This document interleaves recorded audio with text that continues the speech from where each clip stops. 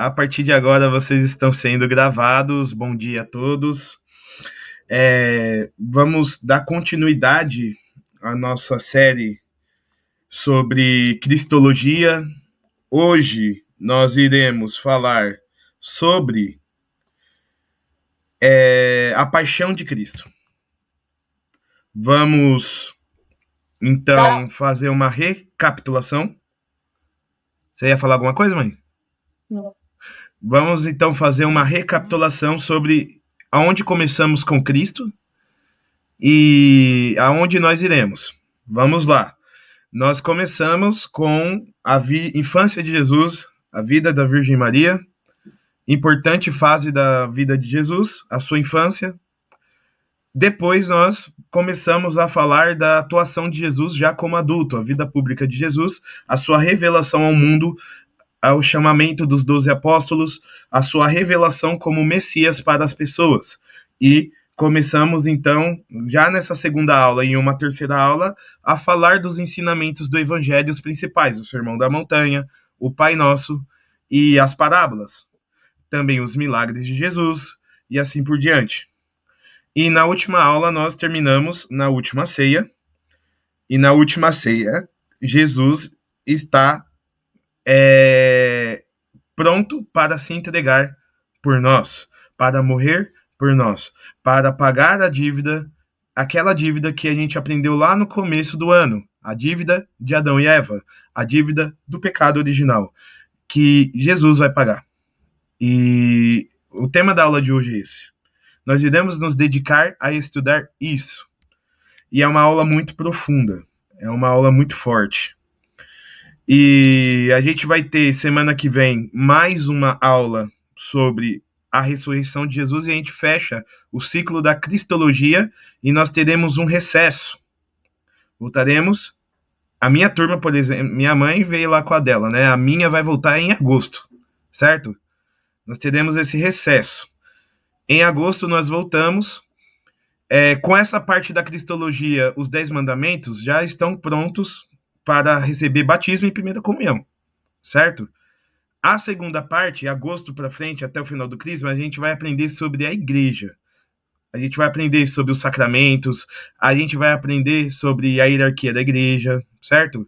A gente vai aprender as coisas da igreja, do dia a dia, a igreja católica, assim, dia a dia, certo? E vai ser um ano que passa muito rápido, né? Ó, olhando aqui meu calendário, ó, a gente vai ter aula no dia 4, aí vocês vão ficar dia 11, 18 e 25 de recesso, né? De recesso, e a gente volta lá no dia 1º de agosto, né? Que vai ser sábado, 1º de agosto. Combinado, gente? Então é porque todo mundo merece um bom descanso e eu também, né? E é isso aí. Eu vou aproveitar que as minhas férias de professor é julho para puxar o gancho aqui, né? E dar uma descansada também. Passear bastante com a minha família, etc. Pessoal, então vamos lá. Paixão de Nosso Senhor Jesus Cristo. Pode iniciar a leitura? Tamires, pode começar?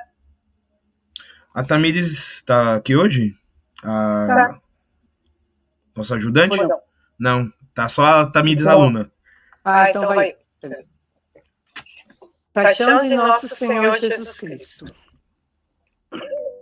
Nos encontramos na última ceia. Jesus celebra a primeira missa e ordena os apóstolos ao sacerdócio. Muitas coisas estão acontecendo neste momento, das quais os discípulos não entendem. Jesus está fazendo sua última ceia e logo depois será traído e entregue por Judas. Após isso, Jesus vai orar e ali, no Horto das Oliveiras, já começa a sua paixão por nós. Muito bem. Oi? Continua. A agonia de Jesus no Horto das Oliveiras. Jesus, sabendo do que estava por vir, tremeu em sua humanidade e experimentou o abandono do Pai. Sua natureza humana se conforma com a vontade do Pai. mas ele sofre em sua humanidade. Sente medo e pavor. Jesus nos ensina a nos conformar com a vontade do Pai, como nos ensina no Catecismo da Igreja. Foi em Cristo e pela sua vontade humana que a vontade do Pai se cumpriu perfeitamente e de uma vez para sempre. Ao entrar neste mundo, Jesus disse: Eu venho, ó Deus, para fazer a tua vontade. Só Jesus pode dizer: Faço sempre o que é do seu agrado. Na oração da sua agonia, ele confirma ser totalmente com esta vontade e conforma-se totalmente com essa vontade. Não se faça a minha vontade, mas a tua. Eis porque Jesus se entregou pelos nossos pecados, consoante a vontade de Deus. Em virtude dessa mesma vontade é que nós fomos santificados pela oferenda do corpo de Jesus Cristo. Hebreus 10:10. Cristo derrama no horto seu sangue, pois foi tão grande sua agonia por nós. Cristo sentiu o abandono total, até de seus amigos, que não conseguiram vigiar com ele. Quantas vezes abandonamos Cristo e não somos capazes de fazer a companhia a ele? Ou pior, quantas vezes pecamos e falamos que amamos a Jesus? Isso é como fez Judas naquela noite que o entregou e o traiu com um beijo. E a Pedro, que o negou 3 vezes. Mas isso nos sirva de exemplo, pois ao pecarmos, traímos a Deus. Mas podemos ser como Judas, que deixou o remorso corroer a sua alma e se desesperar da salvação. Ou como Pedro, que se arrependeu e confiou no perdão misericordioso do Senhor. Muito bem, pessoal. Jesus, na última ceia, que a gente já meditou na última aula, institui a Eucaristia e o sacerdócio. E quando Jesus ele faz essa ceia, é uma ceia de despedida também. Ele está ciente de que ele será traído. Ele está ciente de que todos aqueles discípulos que estão ali com ele, que ele acabou de lavar os pés, que ele acabou de impor as mãos e que ele acabou de dar para eles o seu corpo e o seu sangue na Eucaristia, que ele acabou de ordená-los como padres e bispos, esses irão todos abandoná-lo. Todos. Todos eles serão abandonados. Todos eles abandonarão a Jesus. E ele anuncia isso. Jesus anuncia a traição. No Evangelho de Mateus 26, 21 a 23, não está no texto, né, mas vocês podem anotar, Evangelho de Mateus 26, 21 a 23, Jesus vai dizer: aquele que me trair é aquele que coloca a mão no prato comigo. Outros sinais, né, aquele que me trair é aquele que eu der o pão embebido no vinho. E esses sinais foram dirigidos à figura de Judas. Judas Iscariotes. Judas Iscariotes, ele é um dos discípulos mais confiáveis de Jesus. Por que confiáveis? Se você for olhar na literatura bíblica, Judas, ele era o econômico. Ele era o financeiro do grupo dos discípulos. Certo? Ele era o financeiro dos discípulos. Ou seja, ele tinha ali a responsabilidade de guardar o dinheiro. E já dizia a Escritura que ele era um ladrão. Ou seja, ele roubava da bolsa dos apóstolos. Significa que as pessoas doavam dinheiro para o ministério de Jesus e Judas fazia aquele caixa 2, né? Separando uma parte para ele. E conforme Judas, sendo o apóstolo de Cristo, ele fazia milagre. Judas, ele curava. Judas, ele fazia tudo em nome de Jesus, como todos os apóstolos faziam. E ele roubava, ele cometia esse pecado horrível. Subiu para a cabeça dele que se ele estava fazendo isso e ainda assim continuava tendo o poder de Deus na sua mão, significava que o que ele estava fazendo talvez não era nada de errado. Mas Judas, mais do que tudo, esperava que Jesus fosse um libertador político. Então, na lógica de Judas, vender Jesus iria causar uma revolta no povo. E ele ainda ia ganhar um dinheiro com isso. Porque o povo ia libertar Jesus pela revolta, certo? E ele ainda ia lucrar com isso. Olha que lógica cruel, né? Mas Judas, ele sai da ceia. No Evangelho de João, o pessoal fica questionando onde que o Judas vai. Como ele era o cara que tinha o dinheiro, as pessoas pensaram que ele estava saindo para comprar mais pão, para comprar algo que estava faltando na ceia. Lembrando que eles estavam ceando, eles estavam comendo, eles estavam jantando, né? Naquele momento. E Judas não, ele saiu e foi até o Sinédrio, aonde estavam os fariseus.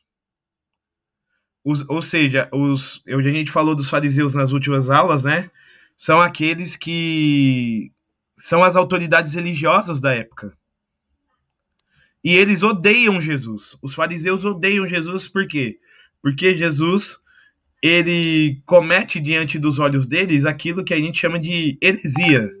O que Jesus é herege para os judeus? Ele se faz como Deus, né? Para os judeus, Deus é Deus e ninguém é Deus, mas Jesus, ele se faz como Deus. Jesus, ele diz que, ele vai dizer na cara dos fariseus, antes que Abraão existisse, eu sou, né? E para eles isso é pena de morte por blasfêmia, né? Eles tinham até o costume de rasgar as vestes, né, quando ouviam uma blasfêmia. Outro dos crimes que eles imputavam a Jesus, Jesus dizia que destruiria o templo e depois de 3 dias ele reconstruiria. Só que por que eles não colocavam a mão em Jesus?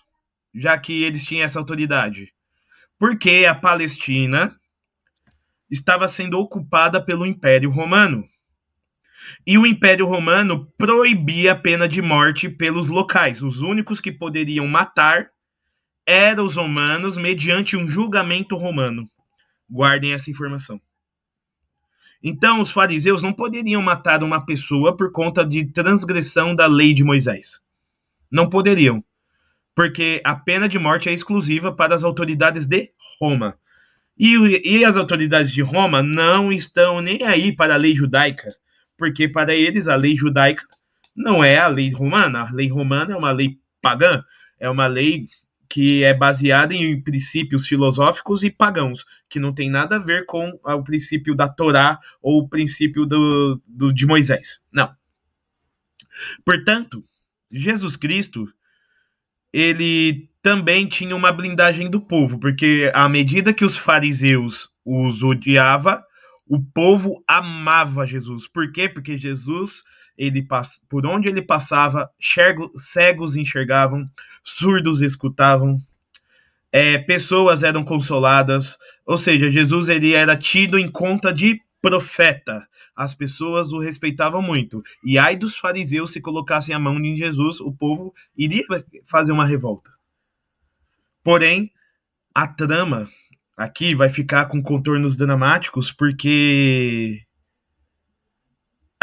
é a vontade de Deus que Cristo morra. Por quê? Porque Deus me ama, Deus te ama e Deus quer nos salvar. Já vamos aprofundar nesse aspecto.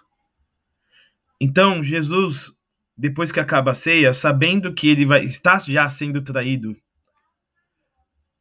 Judas vendeu Jesus por um preço de 30 moedas de prata. 30 moedas de prata era um preço de um escravo. Se você fosse numa feira de escravos na época, comprar uma pessoa, 30 moedas você comprava de prata, você comprava uma pessoa. Qual é o preço de Jesus para Judas? 30 moedas. O preço de um escravo. E ele anuncia, então, o sinal para identificar quem é Jesus Cristo. Ele dará um beijo em sua face. Os guardas, então, poderão identificar quem é e prender. Porém, enquanto isso não acontece, Jesus está no Getsemane, o jardim. O jardim que fica ali do lado do cenáculo onde ele fez a Santa Ceia. E ali, Jesus começa a entrar naquilo que os teólogos chamam de a angústia suprema. No Horto das Oliveiras, Jesus vai sofrer o abandono, primeiro, o abandono de Deus. Ou seja, como se Jesus falasse com Deus e de repente ele não conseguisse mais ouvir a voz do Pai. A única coisa que ele tem em seu coração é a missão. Eu devo fazer isso para salvar a humanidade. Só que, nesse momento, ele começa a sentir o peso de todos os pecados. De todos os pecados. Dos pecados dos que vieram antes de Cristo. Dos pecados dos que estavam pecando na época de Cristo. Dos pecados que virão depois de Cristo, até o último pecado que vai ser cometido no mundo. E imagina todos os pecados da humanidade, das coisas mais leves às coisas mais terríveis, naquele momento estava caindo sobre o corpo de Jesus. Estava caindo sobre o corpo de Jesus. E nesse momento, para você ter uma ideia, Deus envia um anjo para consolar Jesus. Mas eu fico imaginando a infelicidade desse anjo, como que um anjo vai conseguir consolar um Deus? Como que uma criatura vai conseguir consolar aquele que é o Criador? Jesus, em sua humanidade, viu o peso da missão. E ele começou a suar. E o seu suor suou ao ponto de sair sangue. Jesus suou sangue. A condição de suar sangue é uma condição que é chamado de hematidrose. Hematidrose. Essa condição é uma condição existente. Acontece em casos raros, quando você está sobre um estresse emocional extremo. Uma ansiedade severa.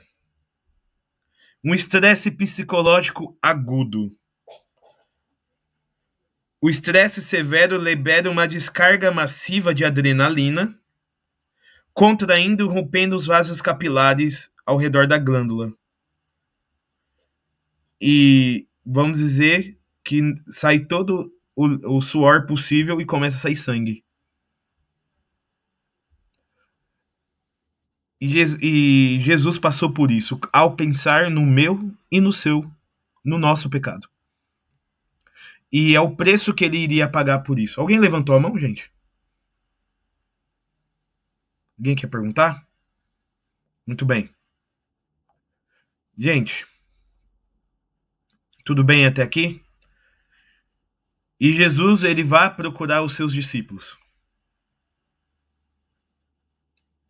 E pergunta para os seus discípulos: Quando ele vai procurar, ele lá suando sangue, ele procura os seus discípulos e diz: vocês poderiam ficar um pouquinho comigo rezando? Jesus se sentia tão sozinho e o pessoal estava lá dormindo, era mais de 2 da manhã, e o pessoal dormindo, com sono. E Jesus volta em solidão. Ninguém acordou para vigiar com Jesus. Ninguém acordou para fazer presença com Jesus. Sabe por que a igreja tem o costume de fazer a vigília pascal? Na vigília pascal, na quinta-feira santa, ao acabar a missa, acabar é um nome assim, né? Porque a missa da quinta-feira santa, ela dura 3 dias, né? Ela é interrompida, aí tem a celebração da sexta e ela é encerrada no sábado, né? Mas ao encerrar a celebração da paixão, da quinta-feira santa, nós vamos até o sacrário e ficamos ali com Jesus em adoração. Por quê? Porque Jesus, no Morto das Oliveiras, não teve ninguém para orar e adorar com ele. Não teve ninguém. Ele passou por isso sozinho. E os seus discípulos estavam dormindo e não quiseram levantar para fazer companhia para o seu mestre. Dentre eles, Pedro,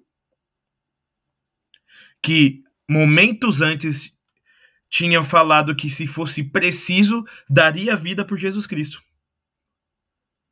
Mas ele não é capaz de acordar e ficar um pouquinho do lado do seu mestre que está triste. Tiago e João também dormiam. E olha que alguns dias atrás eles tinham visto a glória de Cristo no Monte Tabor. Mas o sono era muito pesado. Cristo, ele soa sangue. E ele vai dizer: Pai, se possível, afasta de mim esse cálice. Mas aí Cristo, ele vai dizer: porém, doravante não seja feita a minha vontade, mas a sua, Pai. Jesus Cristo, verdadeiro Deus e verdadeiro homem, na sua divindade, a missão de entregar-se para morrer por nós. Na sua humanidade, o peso, a dor, a consciência, a provação, a tentação. Eu imagino, não está na Bíblia, mas podemos imaginar Satanás ali, né? Dizendo: você vai morrer por esses vermes? Vale a pena você passar por tudo isso por essas pessoas? Vale a pena você abrir o céu para essas pessoas que não merecem? E Jesus Cristo, ele vai dizer que seja feita a vontade de Deus. Pode dizer, mãe. Liga o microfone. Vou fazer uma pergunta em nome dos crismandos.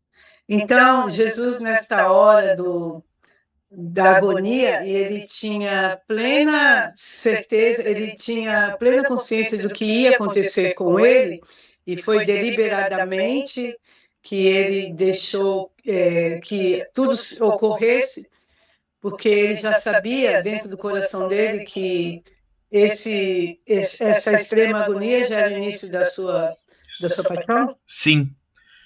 A paixão de Cristo começa aqui. Porque o que é paixão, gente? Paixão é sofrer.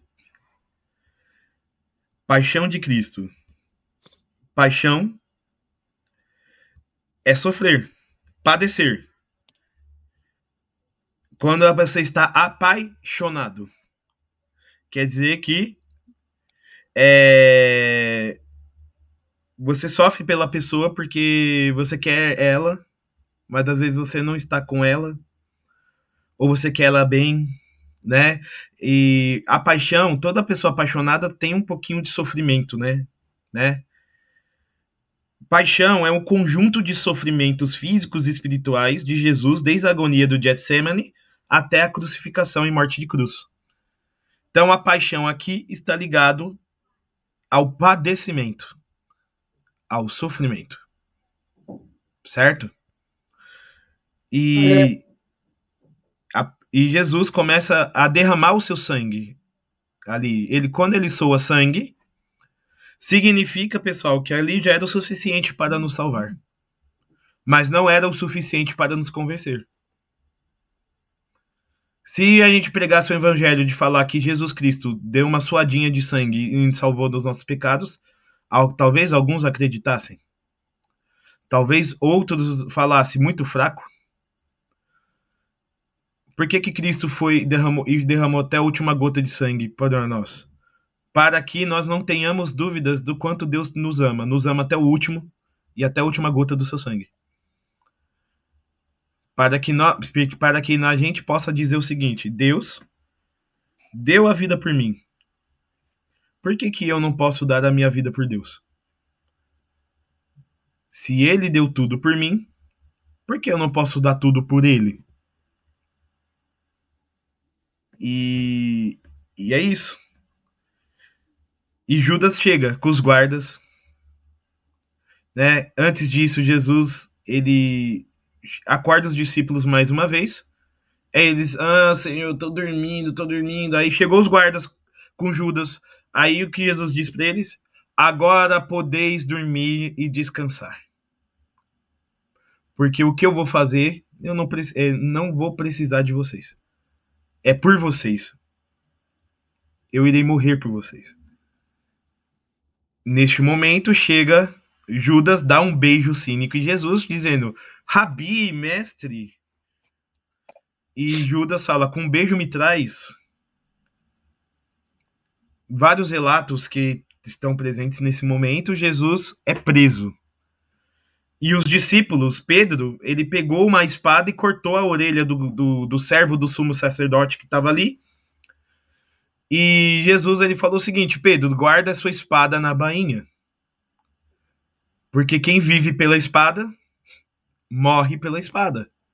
E Jesus ainda, olha o que Jesus faz. O cara teve a orelha decepada, ele vai colocar a mão na orelha, a orelha do cara vai ficar curada. Jesus, mesmo sendo preso, está fazendo um milagre por alguém que foi ali para o matar.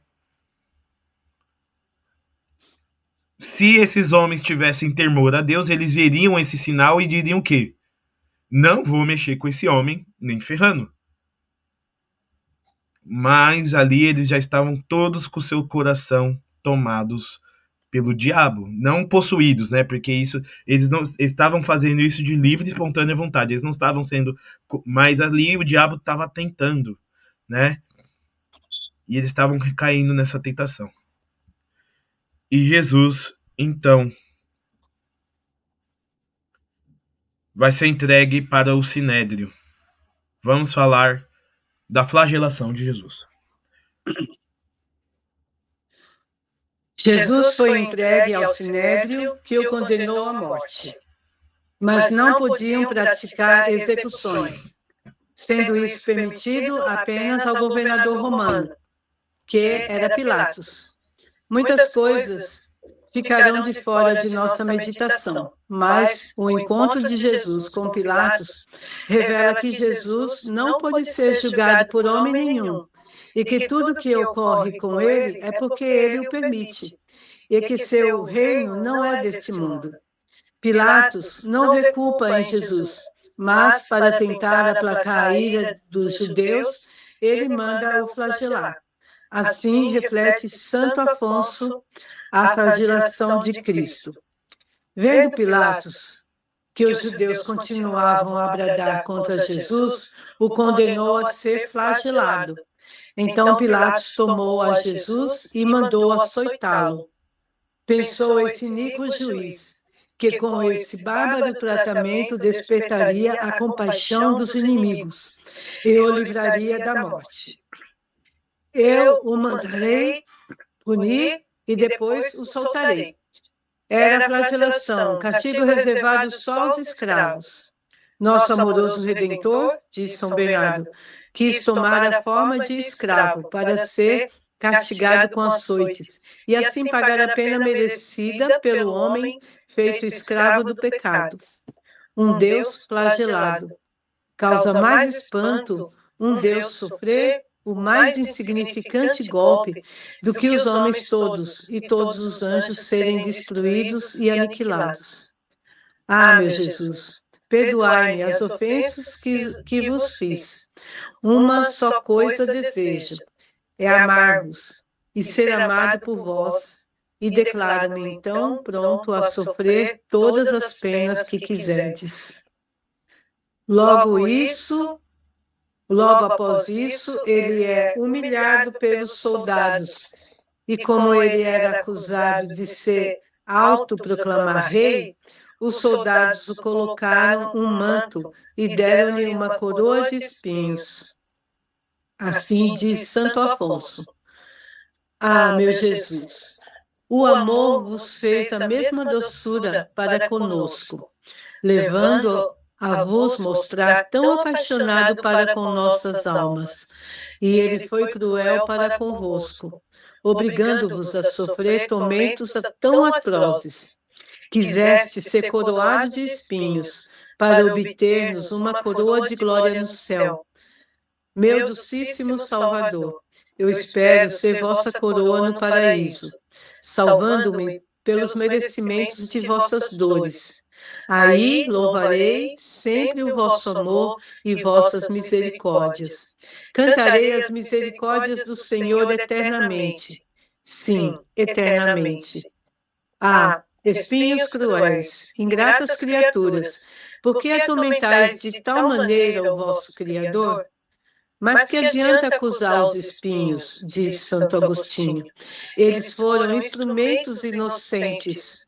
Nossos pecados, nossos maus pensamentos foram os espinhos cruéis que atravessaram a cabeça de Jesus Cristo.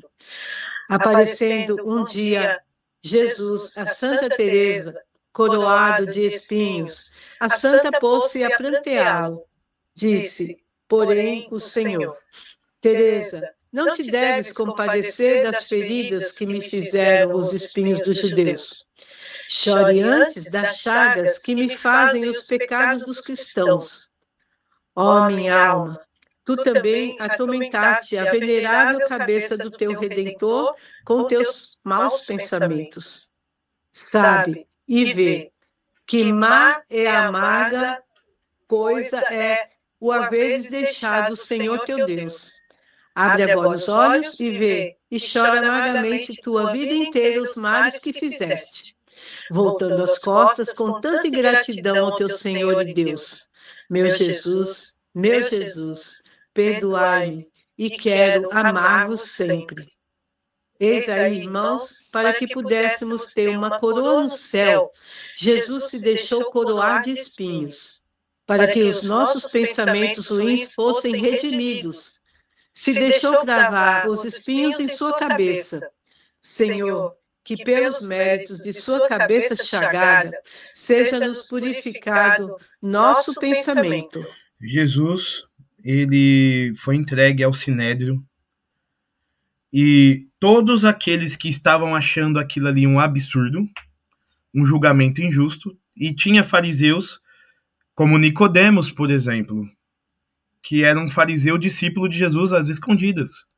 Tinha fariseus que não concordavam com Jesus, mas não era correto você pegar uma pessoa e na calada da madrugada julgar ela. O julgamento tinha que ser à luz do dia, com todo mundo vendo, e o pessoal queria condenar Jesus no tapetão, ali no calar da madrugada. E muitas pessoas falam, não concordamos com isso.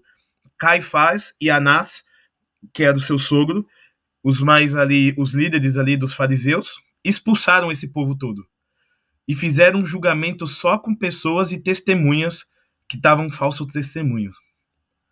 E ali Jesus começou a ser cusparado, levou tapa na cara do guarda, né?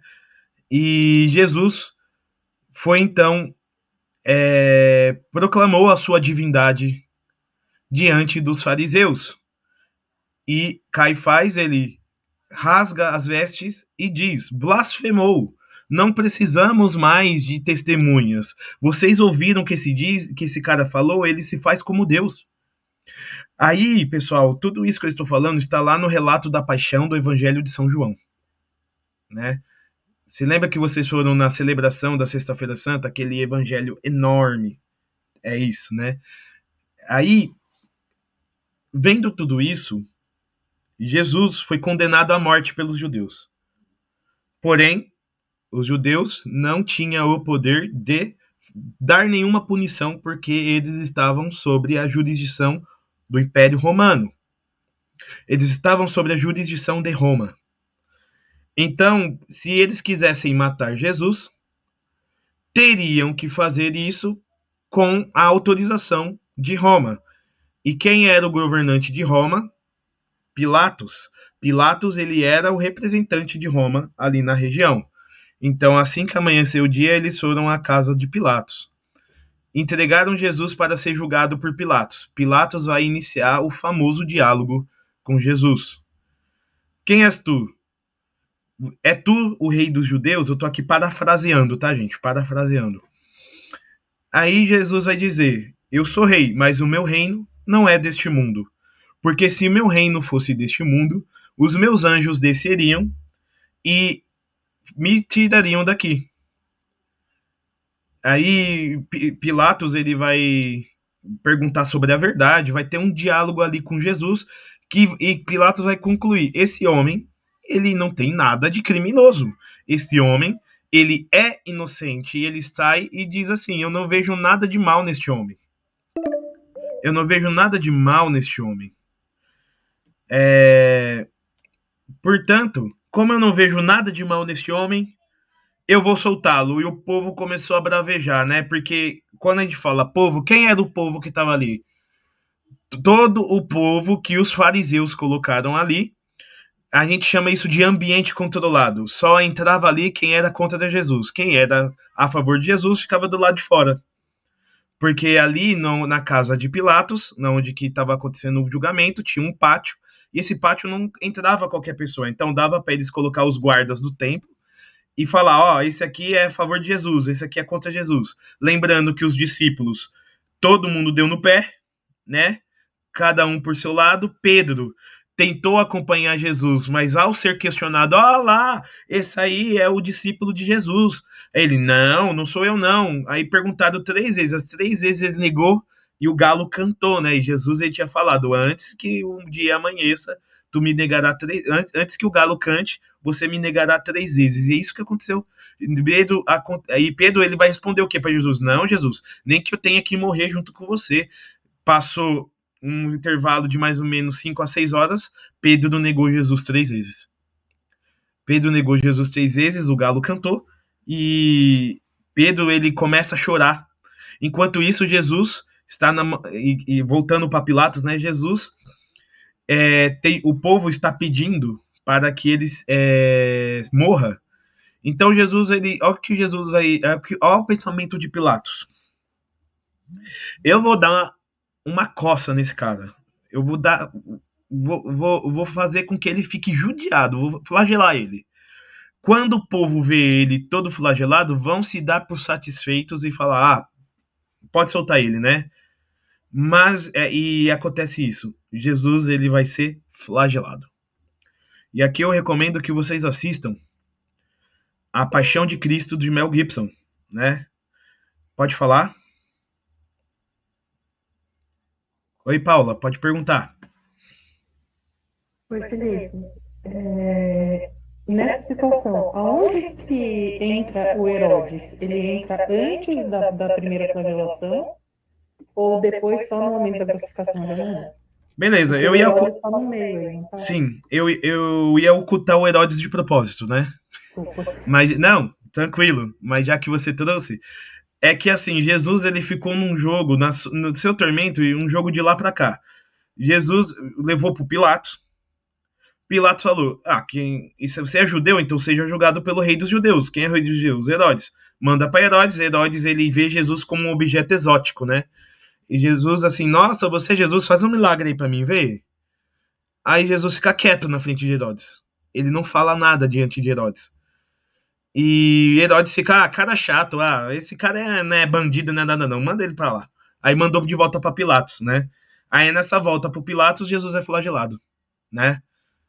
E Jesus ele é flagelado, e o flagelo romano ele tinha um ritual. Você tinha o flagelo duro, que era tipo uma vareta, né? Você tinha um chicote tradicional e você tinha um chicote de dentes. O chicote de dentes ele grudava na carne e arrancava a carne, sabe? E ali Jesus ele foi chicoteado milhares de vezes, milhares, assim, foi na casa dos milhares. E ali Jesus ele começa a padecer. Eu não sei se eu consigo colocar aqui a flagelação de Jesus.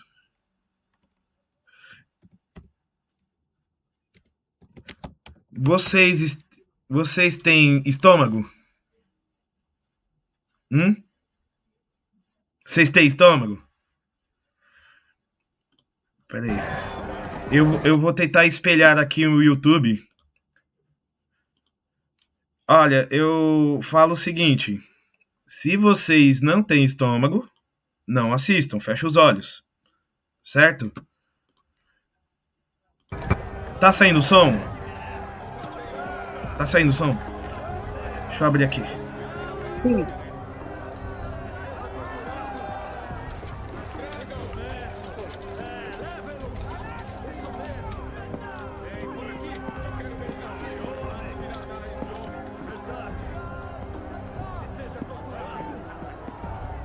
Esse é o filme de Mel Gibson?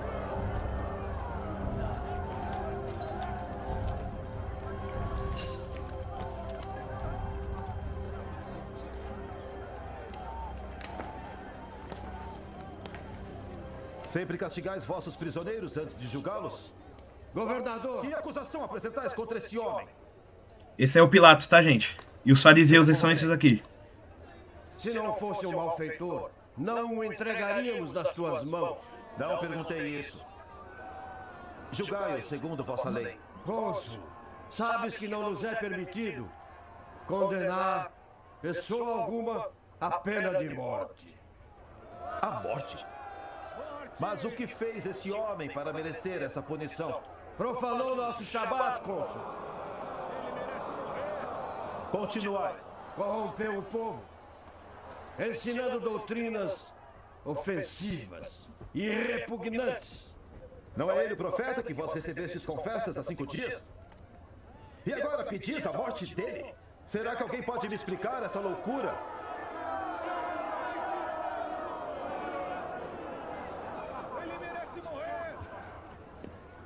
Excelência. Excelência, por favor. O sumo sacerdote até agora não contou o maior crime desse homem. Ele se tornou o líder de uma seita que o saúda como filho de Davi. Ele ainda afirma, governador, que é o Messias enviado, o rei que foi prometido aos judeus. Ele proibiu seus seguidores de pagarem tributos a César, cônsul.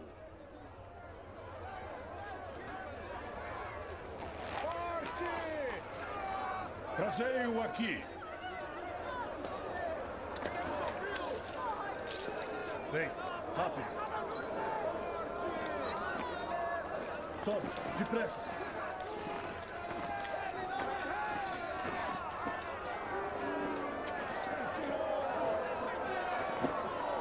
Bom, pessoal, nessa parte vocês viram o julgamento de Jesus. Vocês viram quem eram os fariseus, né? E agora aqui nós temos a flagelação.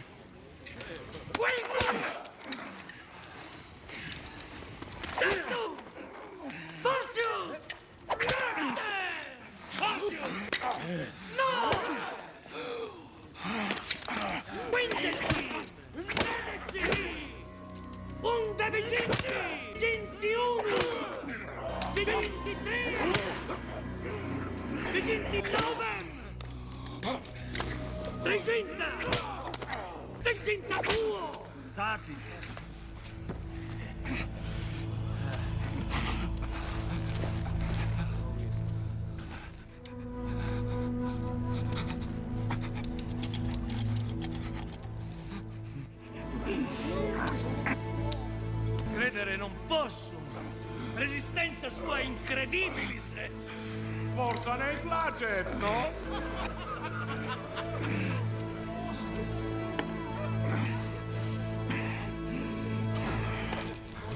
Monstra nobis quod ibetur. Prova stud. Quale? Nime soc Tibi parvo. bene esse. Gusta! Gusta! Esse é o flagelo de dente, gente. Ó, essa cena é forte, hein?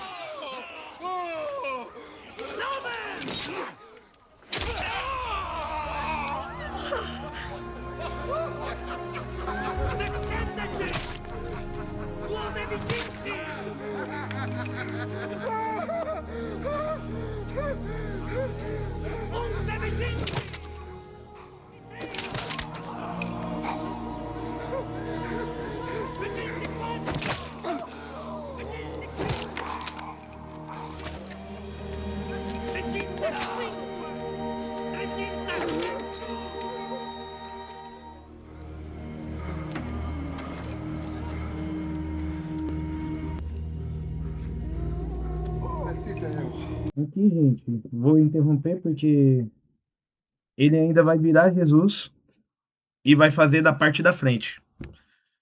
Mas para vocês entenderem como o filme do Mel Gibson, ele é muito realista. Ele fez esse filme de maneira realista. E conforme os humanos faziam na época mesmo. Então não é uma simples não é um simples chicotinho. Arrancou a carne de Jesus. Expôs os ossos de Jesus. E vocês podem perceber que os guardas eles se divertiam fazendo isso. Porque Jesus ele tomava as chicotadas, ele não ficava submisso. Ele ficava de pé. Aí eles falavam, nossa, como você é resistente. Ele deixava eles com mais raiva ainda. Uma raiva que, é claro, ajudada pelo inimigo, pelo Satanás, né? E, gente, a flagelação de Cristo, ele começa a sofrer no seu corpo para redimir tudo que a gente fez de errado com o nosso corpo. Percebe que a paixão de Cristo, cada parte da paixão de Cristo ele vem para redimir algo da nossa natureza humana, porque ele tudo assumiu para tudo redimir. Os pecados contra a castidade, os pecados contra a pureza, os pecados feitos com o corpo, ele paga por eles com a dor do flagelo em seu corpo. Com a dor do flagelo em seu corpo. E eu trago para vocês, nessa aula da Paixão de Cristo, a meditação de Santo Afonso, né, que minha mãe leu. Porque como essa punição era apenas para os escravos, só os escravos eram flagelados. Jesus, ele então se fez como escravo. Ele se fez como nosso escravo. E a gente o matou. Professor, eu matei Jesus? Sim. Porque se Jesus está morrendo por todos os nossos pecados, inclusive os pecados daqueles que vieram depois dele, o que está causando a morte de Jesus não é o chicote, é o meu pecado. É o meu pecado que está flagelando Jesus. É o meu pecado que está causando em Jesus o sofrimento. E Jesus, para pagar a pena merecida pelo homem feito escravo pelo pecado, nós somos escravos do pecado, então Jesus ele se faz escravo para nos libertar da escravidão do pecado. E sofre a pena de um escravo para nos libertar da escravidão do pecado. Amém, irmãos? Vamos trocar de sala.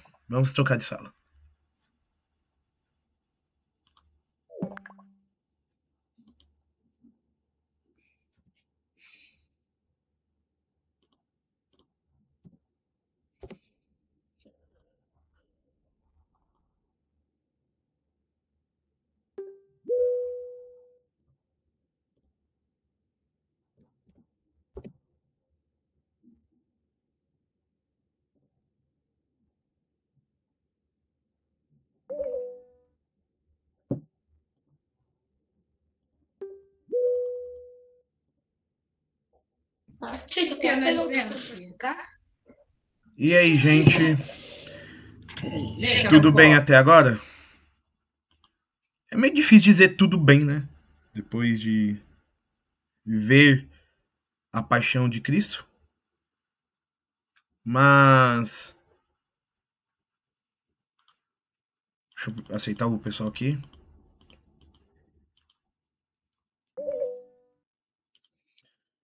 E Jesus continua. Jesus ele é apresentado para o povo. Jesus é apresentado para o sinédrio, para o povo, e Pilatos fala: eis o homem.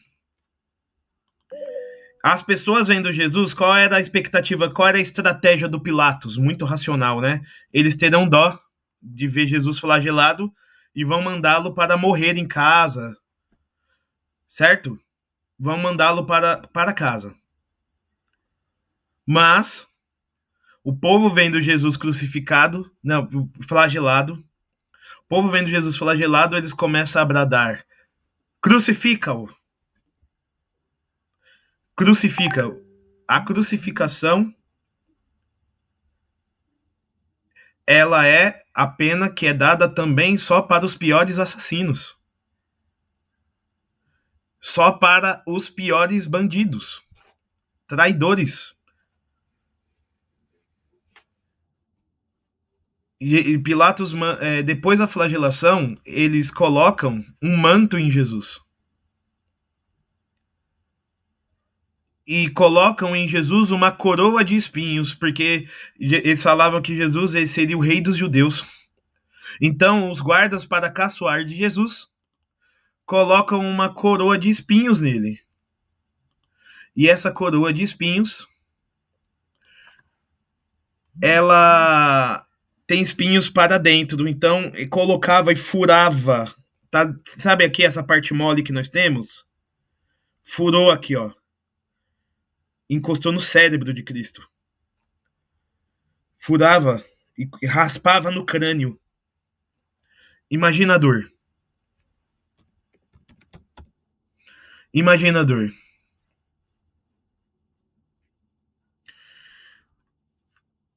Imagina Jesus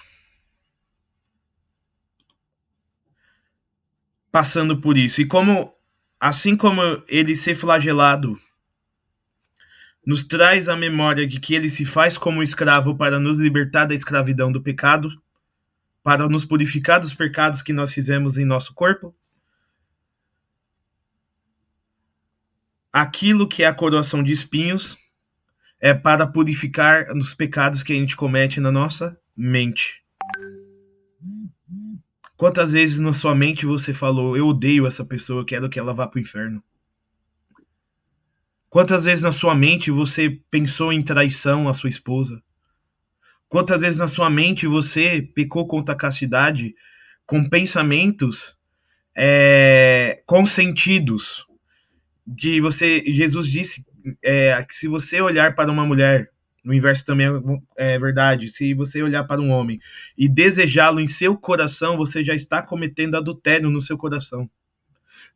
Os pensamentos de vingança, os pensamentos de morte, os pensamentos de suicídio, todos esses pensamentos foram porque Jesus ele vai aparecer para Santa Teresa d'Ávila com a sua coroa de espinhos. Santa Teresa d'Ávila vai chorar e vai falar, Senhor, que espinhos cruéis. Jesus diz assim, não fale que foi os espinhos que os romanos colocaram em mim que me machucaram, mas o que machuca a minha santa cabeça são os maus pensamentos dos cristãos. Foi isso que me coroou de espinhos.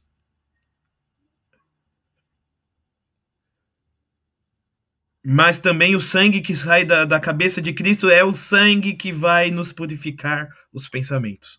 Vai ser o sangue que vai nos trazer de novo a pureza, a inocência.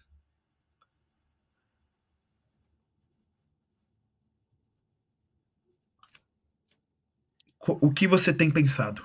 O que eu tenho pensado? Todos os maus pensamentos coroaram de espinhos o nosso Senhor Jesus Cristo. E Jesus, ele é apresentado, coroado de espinhos e flagelados para o povo. E o povo pedia a sua crucificação. Jesus é condenado à morte. Pode ler. Tamires está presente? Sim. Pode ler. Tá, peraí que eu vou me localizar. Quando ela localiza, eu estava aqui meditando, Felipe, por isso que a gente reza, né, no ato de contrição. Pequei por pensamentos e palavras, atos e omissões. Os pensamentos contam sim, a gente pensa que ninguém está ouvindo, mas Deus está vendo, né? Exatamente. Achou, Tamires? Não. Qual é a primeira frase, por favor? Jesus condenado à morte, não satisfeitos com a carnificina. Achei. Jesus é condenado à morte, não satisfeitos com a carnificina feita com o sacrossanto corpo de Jesus, os judeus pedirá a morte de cruz para Jesus e Pilatos lavou as mãos e deixou Cristo ser crucificado. A morte de cruz era a pior morte que alguém poderia padecer e era destinada aos piores criminosos. Ele, o Cordeiro sem mancha e sem pecado algum, padecerá a morte de um criminoso cruel. Jesus condenado à morte mostra a injustiça de todas as injustiças. Pilatos solta Barrabás, pois o povo que clamava a morte de Cristo prefere soltar um assassino e condenar um inocente. Os tribunais ostentam nas paredes a cruz de Cristo para se lembrar daquele que foi injustiçado e o papel da justiça é fazer o contrário. Acompanhemos. Silêncio! Não tendes respeito pelo procurador romano?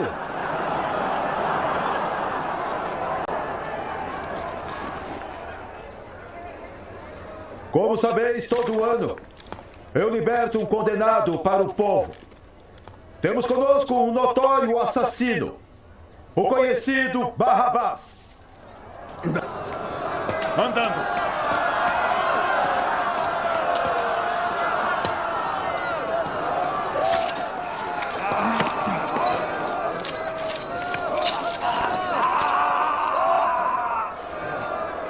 Qual dos dois vós quereis que eu liberte? O assassino Barrabás ou Jesus, chamado o Messias? Ele não é! O Messias é um impostor, um blasfemador! Liberta Barrabás!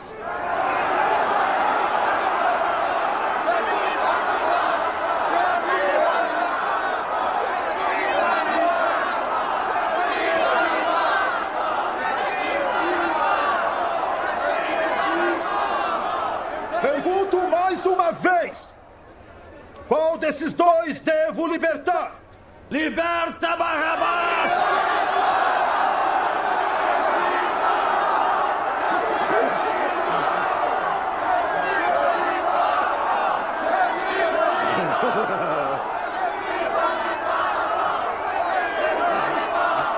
Libertai!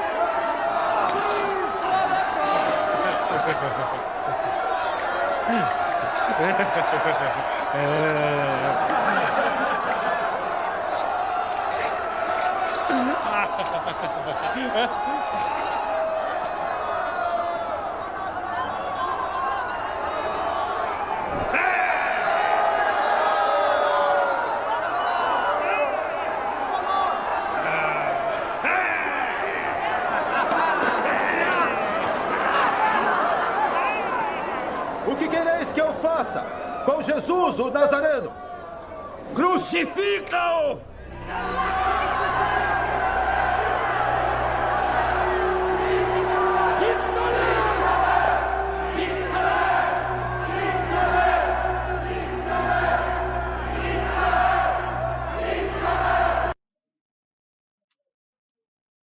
E assim,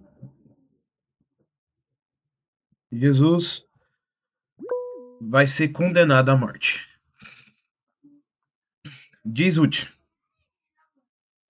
Nossa, só queria partilhar que esse ator que fez o Barrabás, nesse filme, teve vários milagres com raios, várias coisas que eles presenciaram, né? E várias conversões. E esse ator que fez o Barrabás, quando ele olha pro... Acho que é Cavidiel o nome dele, né? O ator que está fazendo Jesus. Essa olhada que ele para e olha... Ele viu Jesus e ele se converteu ao cristianismo, porque ele falou que foi uma coisa que ele nunca sentiu na vida dele. E ele não era cristão e ele virou cristão a partir dali. Tem até um relato dele na internet, se vocês olharem. Sim. E a gente vai aqui entender que esse filme do Mel Gibson, ele é um épico eterno, né? Vai ficar para sempre na eternidade. O Jim Caviezel, ele que fez o Jesus, ele se converteu ao cristianismo depois de fazer esse filme. O Barrabás, que é esse cara, ele se converteu ao olhar a Cristo na hora da cena. Ele olhou de Caviezel como Cristo, ele olhou e depois daquele dia ele ficou meditando nos seus próprios pecados e se converteu. E Jesus, ele é colocado diante do povo e o povo tem duas opções. Duas opções. Jesus ou Barrabás? Jesus inocente, Jesus santo, Jesus Deus, Barrabás assassino, homicida, né, assassino, ladrão, condenado à morte. Barrabás, ele seria crucificado pelos seus crimes. Então aquela cruz que era para Barrabás ficou para Cristo. Mas podemos dizer, aquela cruz que era para mim, aquela cruz que era para você, aquela cruz que era para nós, Cristo pegou. Porque nós somos Barrabás.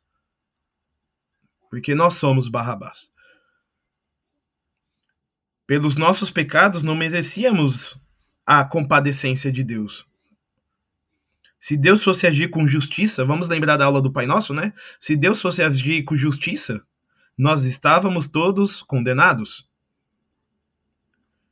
Mas a misericórdia de Deus é que nós sejamos salvos. E para isso ele sofre as penas do pecado no nosso lugar. No nosso lugar.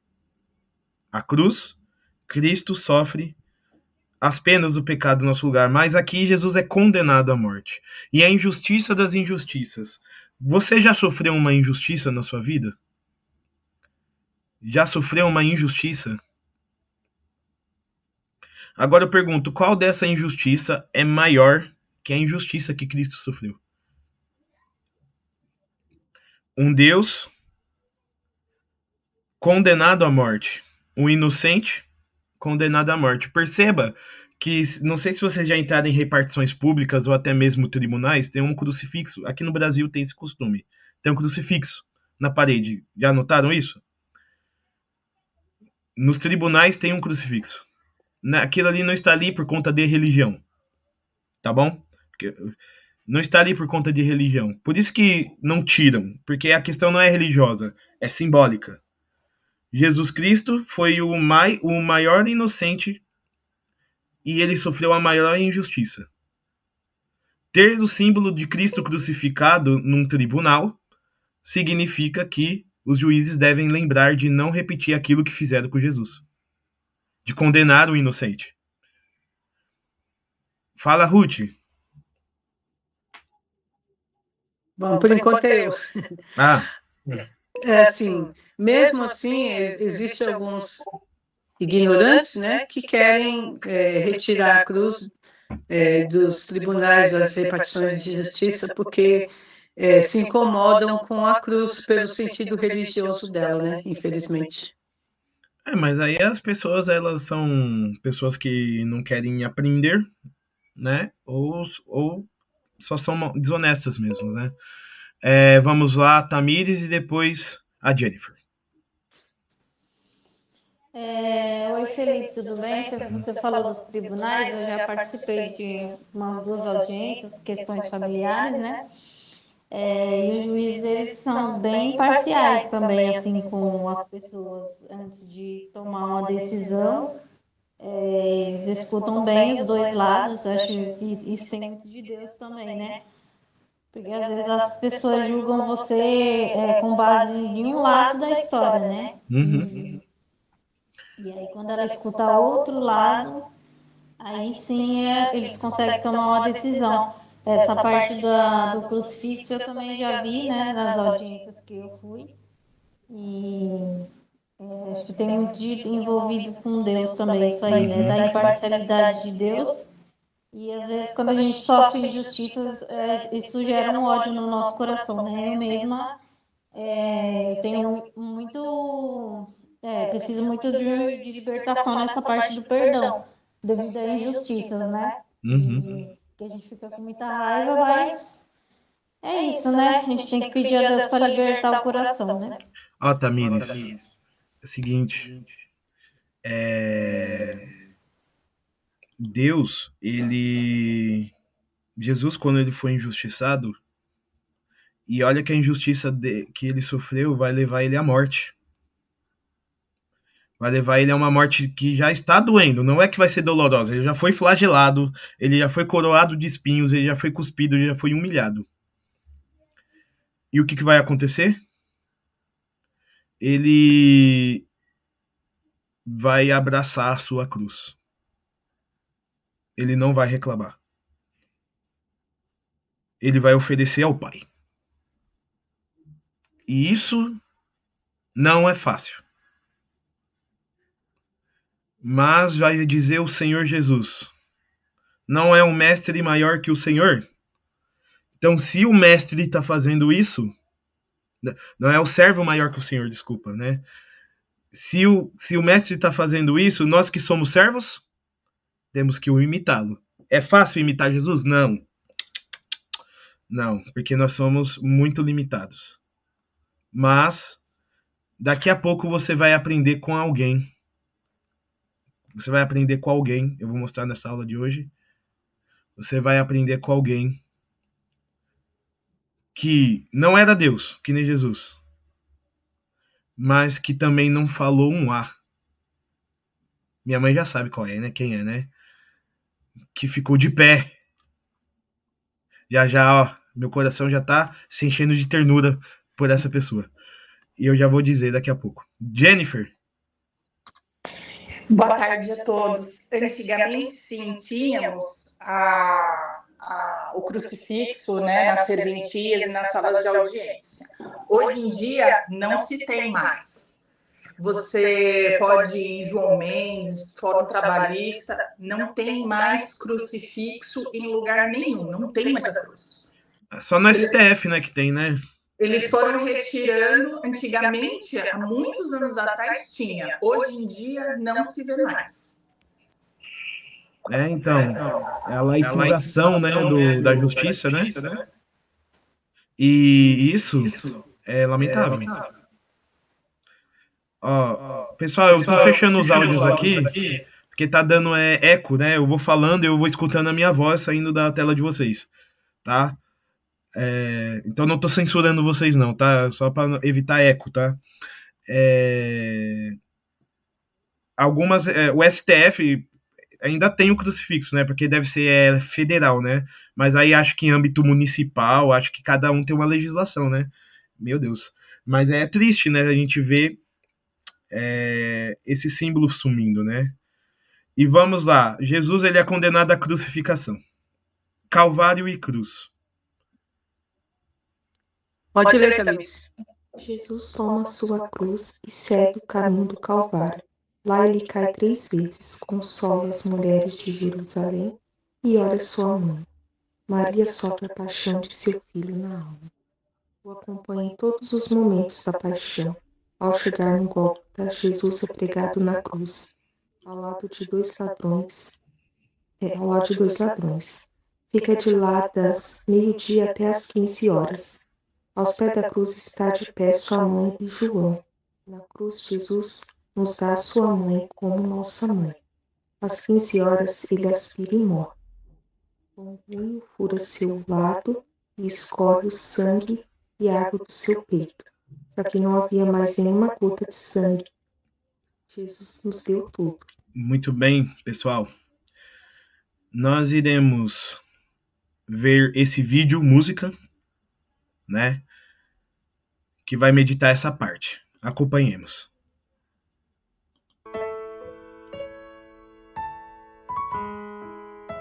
Essa aqui é a Virgem Maria, tá, gente? Presta atenção, hein, Tamires?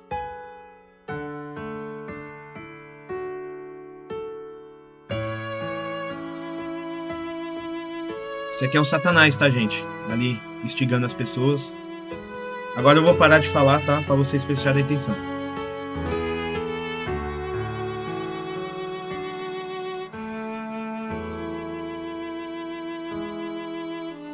O peso da cruz derrubou o Rei Jesus. Só um coração de mãe pra compreender tamanha dor. Como é difícil ser fiel e carregar a minha cruz, mesmo fraca, ferida, o teu olhar me mostra o amor. Caminhaste até o Calvário com teu filho. Te convido a caminhar também comigo. Oh, mãe, levanta-me do chão, acolhe-me em teus braços e intercede pelas lutas do meu coração. Oh, mãe, carrega-me em teu colo, educa-me como educaste o Cristo, para que eu possa entender que o Calvário me ensinará a viver.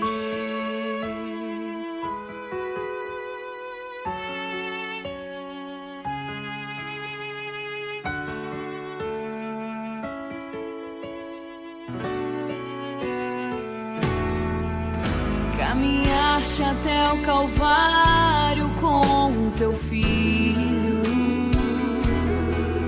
Te convido a caminhar também comigo. Oh, mãe, levanta-me do chão, acolhe-me em teus braços e intercede pelas lutas do meu coração. Oh, mãe, carrega-me em teu colo, educa-me como educaste o Cristo, para que eu possa entender que o Calvário me ensinará.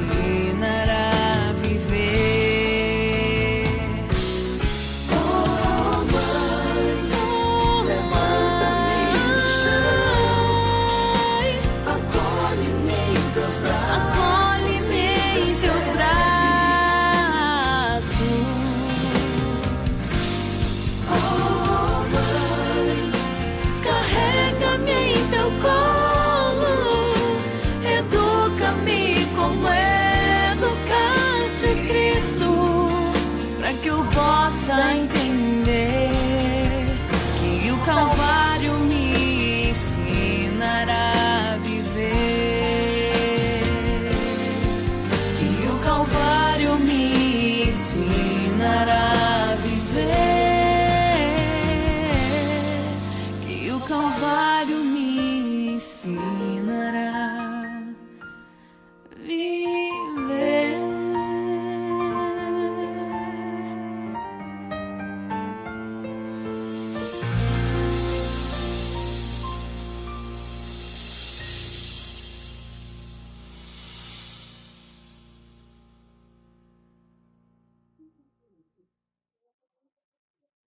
Bom, pessoal, eu fico emocionado toda vez que eu vejo esse vídeo, né? Porque por mais que a gente tenha os nossos problemas, esses problemas são a cruz que a gente carrega. E às vezes a cruz pesa e a gente cai. Jesus caiu 3 vezes no Calvário. 3. Jesus caiu 3 vezes. Dizendo para nós que nós também vamos cair muitas vezes, entendeu, pessoal? Então não importa o que você fez. Não importa quantas vezes você caiu. Não importa quantas vezes você caiu. Não importa quantas vezes você pecou. Não importa quantas vezes você traiu a Deus.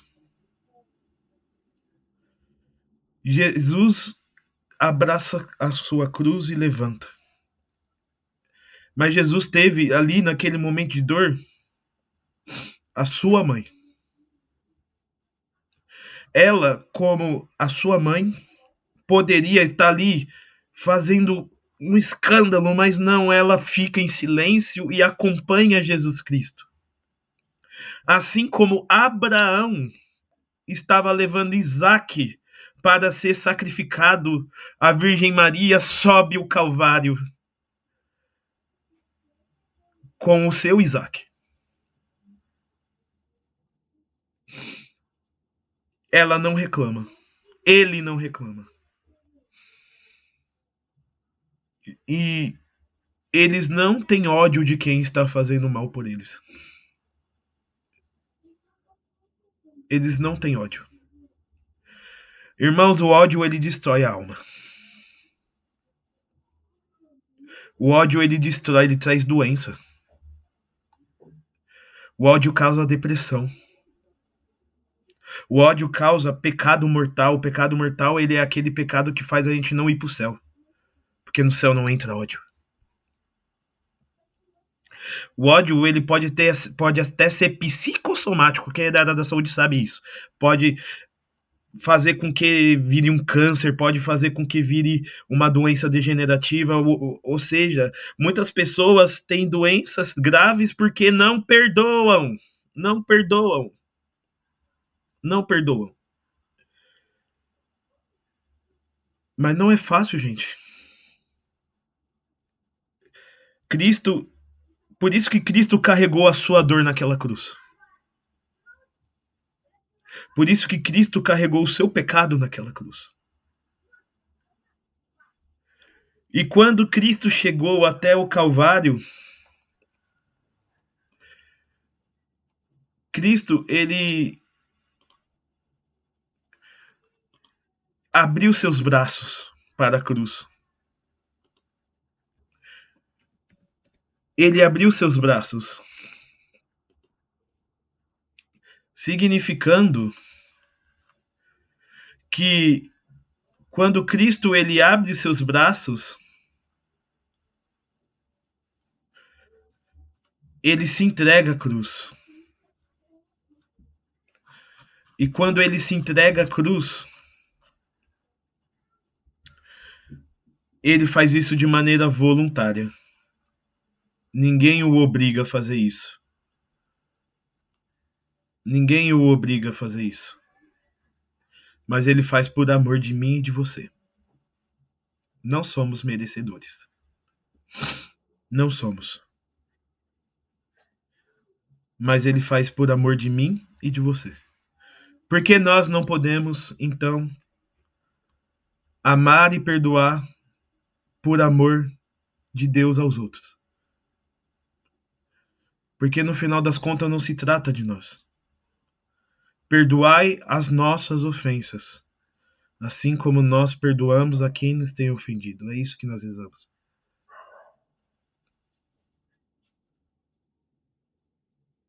É isso que nós rezamos. Porque se nós formos pedir a justiça de Deus sobre nós e sobre os outros, não sobra ninguém. Mas Jesus tomou todos os nossos pecados. E ele abre seus braços. A crucificação de Jesus.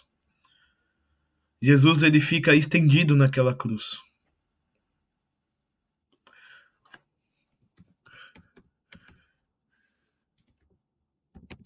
Eu vou colocar uma imagem para vocês. Só a imagem, não?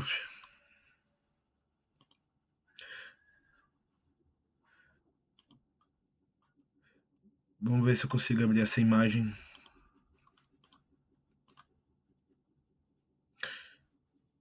Abrir.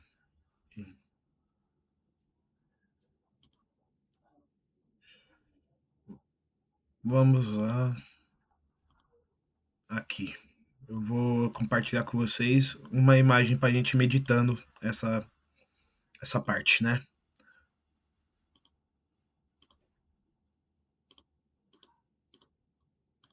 Aqui. Jesus, ele é crucificado.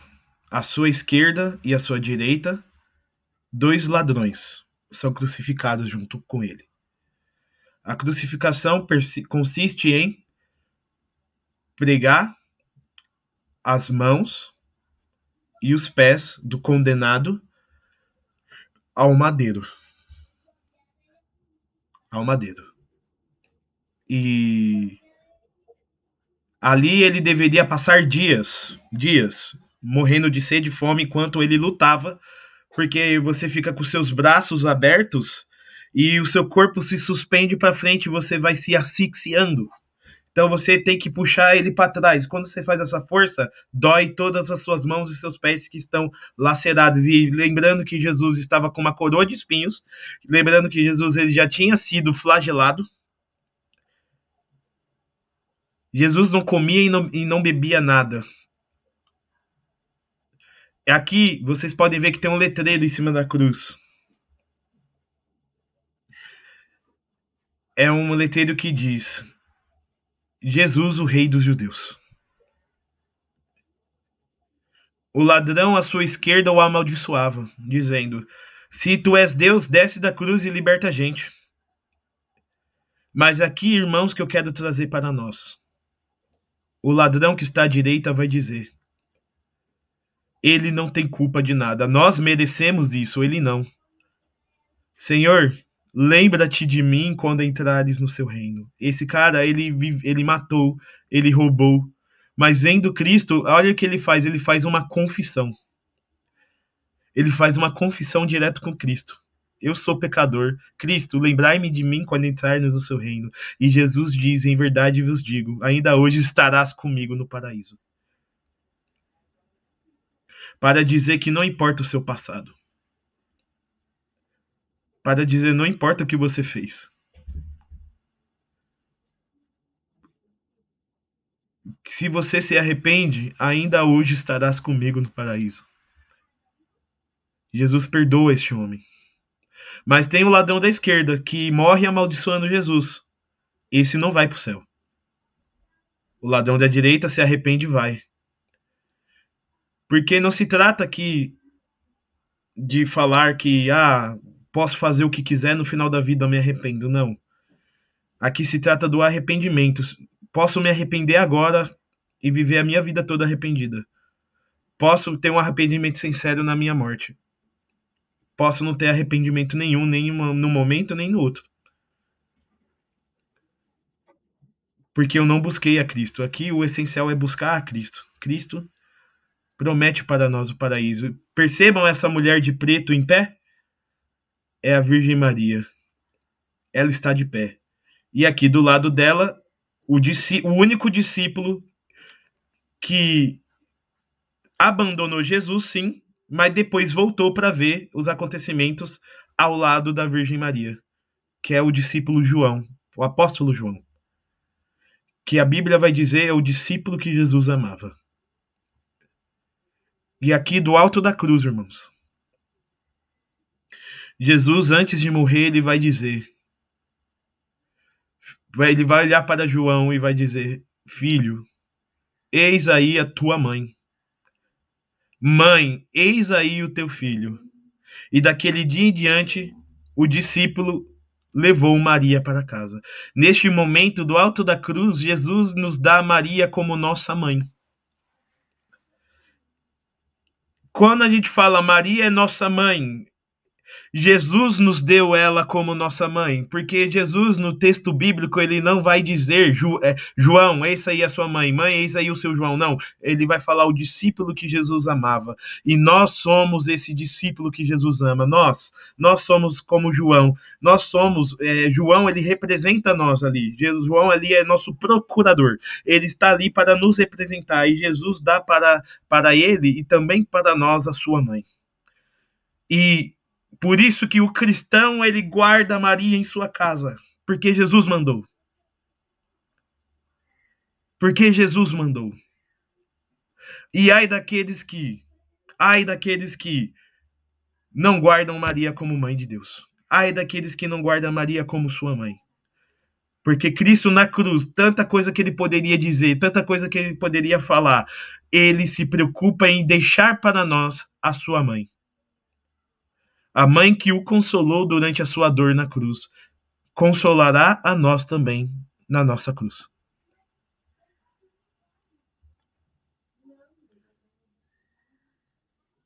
Eu recebo Virgem Maria como minha mãe todos os dias. E Jesus, no auge do seu sofrimento, diz: Pai, em tuas mãos eu entrego o meu espírito. E expira. E expirou.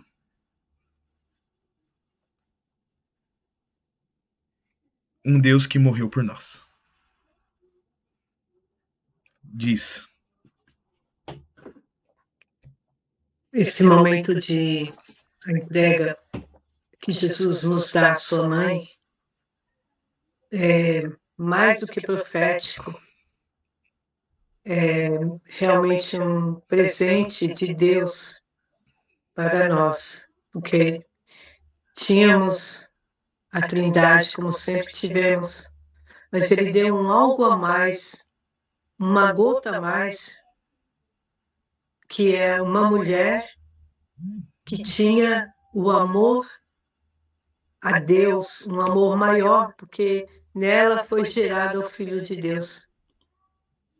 E ela tinha o amor de Deus no coração dela, mas ela tinha o amor de mãe, que também pode ser passado para nós como filhos adotivos, e ela passou a nos amar com amor verdadeiro.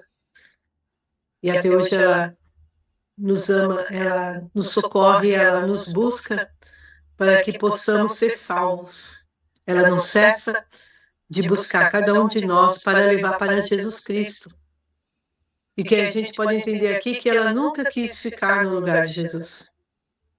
Ela só quer nos levar para Ele, nos dar na mão dele, nos colocar diante do sacrifício de cruz, para que a gente possa ser também resgatado para o céu. Ela mora no céu e quer que a gente more com Ele. Então, temos que valorizar muito esse momento em que Jesus nos dá a sua mãe como nossa mãe, porque Ele deu tudo o que Ele poderia dar. Ele deu o sangue dele, Ele deu a vida dele, Ele deu as dores dele, mas Ele ainda tinha uma coisa, Ele ainda tinha a mãe dele, e até isso Ele nos deu. Olha como o amor de Deus é infinito por cada um de nós. Então, temos que valorizar isso e agradecer muito a Deus. E Nossa Senhora disse, agora nas aparições de Medjugorje, que eu acompanhei a novena de Medjugorje, os 41 anos de aparição de Nossa Senhora de Medjugorje, aparição reconhecida pela Igreja, e ela nos disse que as nossas lágrimas pelas dores de Jesus, reconhecendo os nossos pecados, tem muito valor de mais do que pérolas. Então, vai ajudar muito no plano da nossa salvação, redenção e conversão. Então vamos aproveitar essa graça que vem do céu, o amor de mãe que não cessa por cada um de nós. E vamos à última parte da aula, o porquê. Por que que Jesus fez isso por mim? E por que não poderia ser de outra forma? Pode ler. Se Jesus quisesse, ele poderia ordenar aos anjos que matassem a todos os que faziam sofrer e descer gloriosamente da cruz. Mas só desceu na cruz para os braços de sua mãe já sem vida, porque Cristo aceitou padecer dessa forma. Assim diz o Catecismo da Igreja Católica. A morte de Cristo é, ao mesmo tempo, o sacrifício pascual que realiza a redenção definitiva dos homens, por meio do Cordeiro que tira o pecado do mundo, e o sacrifício da nova aliança, que estabelece a comunhão entre o homem e Deus, reconciliando-o com ele pelo sangue derramado pela multidão para a remissão dos pecados. Este sacrifício de Cristo é único, leva à perfeição e ultrapassa todos os sacrifícios. Antes de mais, é um dom do próprio Deus Pai. É o Pai que entrega o seu Filho para nos reconciliar consigo. Ao mesmo tempo, é a oblação do Filho de Deus feito homem, que livremente e por amor oferece sua vida ao Pai pelo Espírito Santo para reparar a nossa desobediência. Nenhum sacrifício seria suficiente para nós. Padecendo do pecado de Adão e Eva, a cruz e o inferno era o que merecíamos. Jesus assume toda a dor, todas as penas dos nossos pecados, sofrendo em todas as partes do seu corpo, para que em tudo fôssemos redimidos. Foi desobediente para curar-nos do nosso orgulho, sofreu tristezas e blasfêmias, para redimir todas as nossas tristezas. Foi humilhado para que nós, que sofremos penas menores, possamos nos unir à sua paixão e com ele ser exaltado no céu. Jesus pagou com o preço do seu sangue para adquirir para ele a nossa alma. E feliz daqueles que tomam posse desse sangue precioso. Muito bem. Então, por que que Jesus faz isso? Vamos lembrar que a transgressão de Adão e Eva é um pecado infinito, porque transgride um Deus eterno. Deus, no Antigo Testamento, ele até, para que os castigos dos pecados não caíssem nos seres humanos, o que Deus faz? Estabelece os sacrifícios de animais. No templo era sacrificado cordeiros, no templo era sacrificado pombas, no templo eram sacrificados bois, e esses animais sacrificados, eles tinham esse objetivo, fazer com que o pecado do povo não caísse sobre o castigo não caísse sobre o povo, mas caísse sobre as vítimas, sobre aqueles animais que estavam no lugar do povo sofrendo. Só que nenhum sangue de animal era capaz de perdoar esse pecado. Porque se esse pecado fosse perdoado, teríamos então o céu aberto para nós. Mas não é isso. Os judeus não acreditam que após a morte tem um céu. Até hoje. Eles acreditam que todo mundo vai para um lugar, é o seio do Abraão, né? E que ali eles esperam o Messias verdadeiro, essas coisas. Estão esperando o Messias deles até hoje, mas o Messias já veio, Jesus Cristo. E quando Jesus Cristo vem, como ele é Deus, como nós já meditamos o mistério de Jesus Cristo, Deus e homem, Jesus ele se torna então uma vítima perfeita. Porque o sangue de Cristo ele tem valor eterno, infinito. Então, o sangue de Cristo é capaz de pagar pelos pecados da humanidade inteira. Por isso que o sacrifício de Cristo, e somente Cristo poderia fazer isso, porque somente Ele é Deus. Da segunda pessoa da Santíssima Trindade, o Verbo de Deus se fez carne e habitou entre nós. E assim, Deus, verdadeiro Deus e verdadeiro homem, o seu sangue é um sangue divino. E esse sangue divino cai na cruz. Não só na cruz, desde o Horto das Oliveiras, na flagelação, na coroação de espinhos, no Calvário, o sangue dele foi derramado. Foi derramado até quando, professor? Até tudo acabar. Longuinho, né? Ele era o guarda romano que, como estava chegando a festa da Páscoa, não poderia ter prisioneiros sendo executados. Então quebraram as pernas dos 2 ladrões que morreram asfixiados. Depois, vendo Jesus que estava morto, só para garantir, Longuinho furou o coração de Jesus. E dali saiu sangue e água. Por que saiu o sangue e depois saiu água? Porque todo o sangue que tinha nele acabou. Jesus deu tudo por nós. Tudo. E depois desce da cruz nos braços da sua mãe. Jesus ele vai ser sepultado. E é assim que vai parecer para os discípulos, para quem via, que foi um fracasso Jesus, né? Morreu. Mas ele há de ressuscitar. Porque agora, Jesus morto, como ele morreu pelos pecados de todos, ele vai bater lá na mansão dos mortos. O que é a mansão dos mortos? Eu vou contar na próxima aula para vocês, né? Eu não vou falar tudo agora, né? Porque essa aula de hoje acabou. Interrompendo a gravação.